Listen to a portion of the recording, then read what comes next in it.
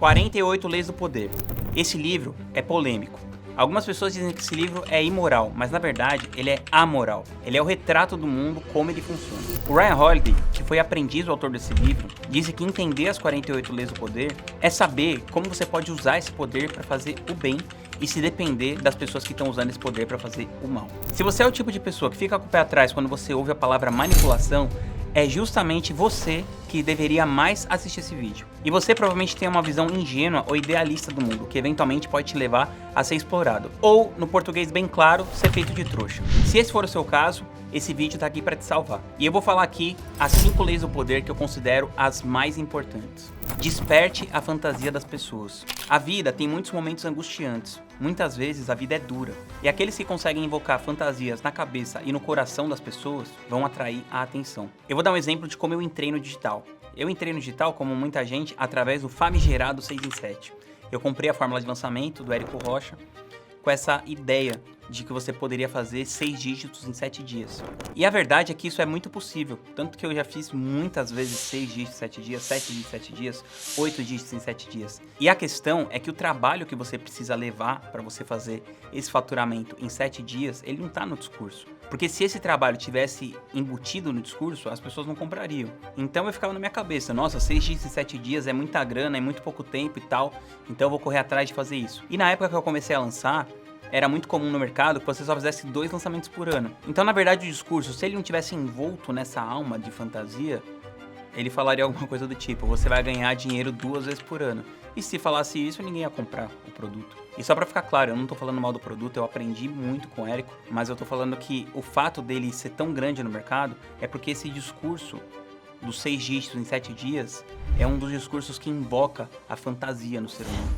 Então a pessoa fica se imaginando. Outra coisa que falam no mercado, quando você está vendendo infoproduto, fala, você vai ganhar dinheiro dormindo. Será que você vai ganhar mesmo dinheiro dormindo? Ou será que você fez um trabalho muito grande para que aquelas vendas fossem entrando, ainda que você não estivesse trabalhando naquela hora? O poder da fantasia, ele é tão forte que as pessoas, apesar delas saberem ou delas desconfiarem que elas podem estar sendo enganadas, elas querem tanto acreditar naquilo que elas se deixam ser enganadas. Tem um documentário na Netflix muito bom que conta a história do Bernie Madoff. Ele começou a empresa dele de investimento por volta dos anos 60, dos anos 70. E ele passou décadas atuando com essa empresa como se fosse um negócio legítimo.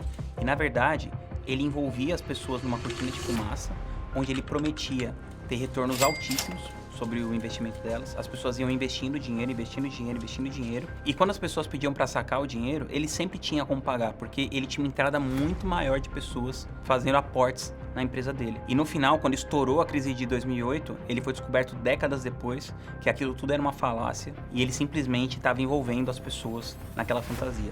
E quando ele foi preso e entrevistaram ele, ele falou uma coisa que é verdade. As pessoas só caíram nisso porque as pessoas eram extremamente gananciosas. E elas queriam acreditar que aquilo é verdade.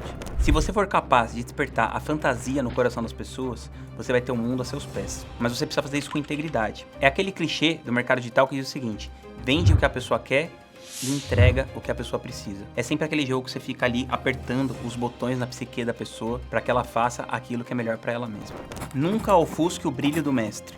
Tem uma história no livro que fala da transgressão dessa lei, que é a seguinte, Nicolas Fouquet foi ministro de finanças do rei Luís XVI. E o que ele fez? Ele queria chamar a atenção do rei, ficar bem na foto ali, então ele promoveu uma super festa na conclusão da construção do castelo dele.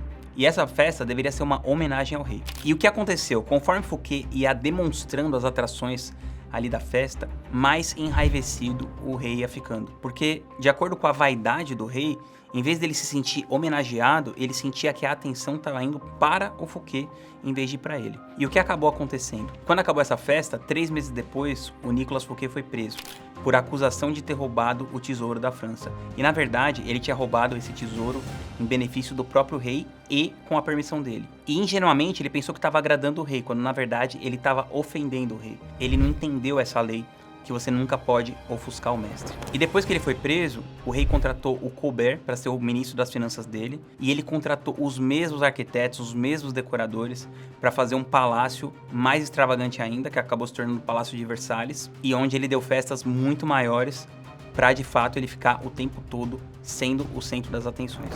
E eu vou dar um exemplo de como isso aconteceu na minha vida. Recentemente, eu me tornei sócio do Ícaro de Carvalho, no novo mercado ao vivo. E eu sempre tive a clareza de que o Ícaro era a estrela daquele negócio. Eu não tentei nem um minuto aparecer mais do que ele, ser mais do que ele e ficar tentando chamar a atenção para mim naquele negócio.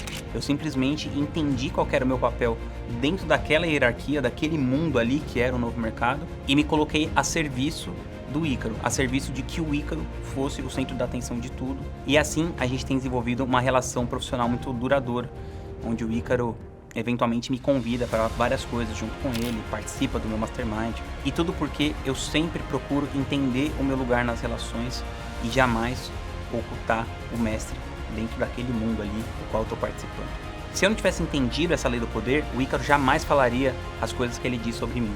O Vinhas foi uma dessas grandes surpresas que eu tive na internet nos últimos anos. Eu costumo falar sempre com a minha esposa, com alguns amigos, que muitas pessoas passam na nossa vida, né? Só no Novo Mercado foram 160 mil pessoas. Aquelas que se tornaram amigas de verdade, nós podemos contar em uma ou duas mãos. O Vinhas foi uma dessas pessoas. Muito depende da reputação.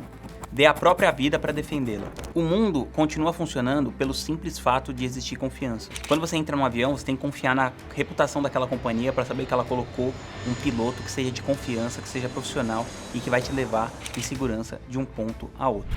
Recentemente aconteceu uma situação com o Joel J.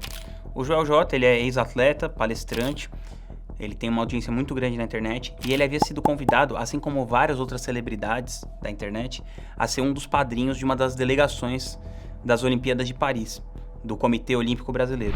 Seria a delegação de natação e ele já foi atleta de natação. O que aconteceu é que o currículo dele estava, entre aspas, inflado na internet. Tinha uma frase no site dele que falava alguma coisa do tipo, um dos nadadores mais rápidos do mundo. E os atletas começaram a questionar as conquistas do Joel como nadador. Eu não tô aqui pra julgar se o Joel exagerou, se ele não exagerou, se ele foi isso, se ele foi aquilo. Eu não tenho interesse nisso. Mas o que eu tô querendo mostrar pra vocês é o quanto pequenos detalhes mudam a reputação. Porque olha só que coisa ridícula. Os outros padrinhos da delegação que não estão sendo questionados, tipo a Sabrina Sato, que nem foi atleta. Então, ele não precisaria ter sido atleta para ele poder ser o padrinho.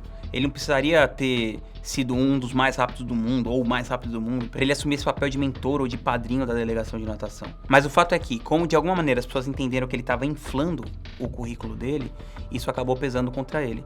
E no final, apesar de isso ser um sonho muito grande para ele, ele abdicou do convite e ele não vai mais para Paris. O que eu acredito que foi uma solução inteligente, pois se ele demorasse para fazer isso e eventualmente houvesse uma pressão popular e o COB o desconvidasse, seria pior ainda para a reputação dele do que já foi. Então esse é um exemplo de como se você errar alguma coisa ali na sua comunicação, a sua reputação pode ser facilmente esfarelada. Eu acredito até que o Joel vai se recuperar disso de alguma maneira, mas para algumas pessoas a reputação dele sempre vai ficar abalada. Tem uma história nesse livro que fala sobre um fato que aconteceu durante a Guerra dos 3 Reinos da China. O general Zhu Liang, que era conhecido como o Dragão Adormecido por causa das suas lendárias atuações nas guerras, ele estava sendo perseguido pelo exército do Sima Yi.